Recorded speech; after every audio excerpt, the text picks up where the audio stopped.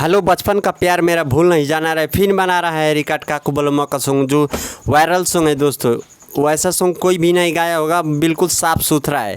2 घंटे में 30,000 से पार जा चुका है दोस्तों। आप लोग को 30,000 या 25,000 जा चुका है दोस्तों।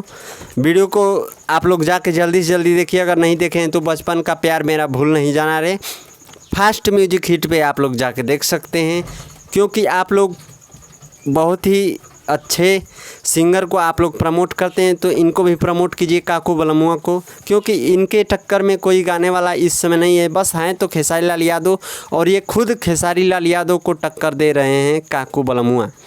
तो आप लोगों को इनके बारे में हमेशा न्यूज़ मिलता रहेगा हमारे चैनल पे संगीत हिट न्यूज़ पे, और इनका वीडियो जाके डेली बाय डेली देखिए फास्ट हिट म्यूजिक पे। आप लोगों को जब आएगा सॉन्ग तब तुरंत आप लोगों को न्यू अपडेट हमारे चैनल पे संगीत हिट न्यूज़ पे मिल जाएगा।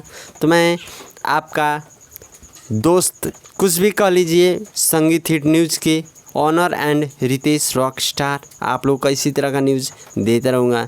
Thanks for watching. वीडियो को देखने के लिए धन्यवाद। वीडियो को जाते जाते लाइक कर दीजिए और शेयर कर दीजिए और कमेंट कर दीजिए।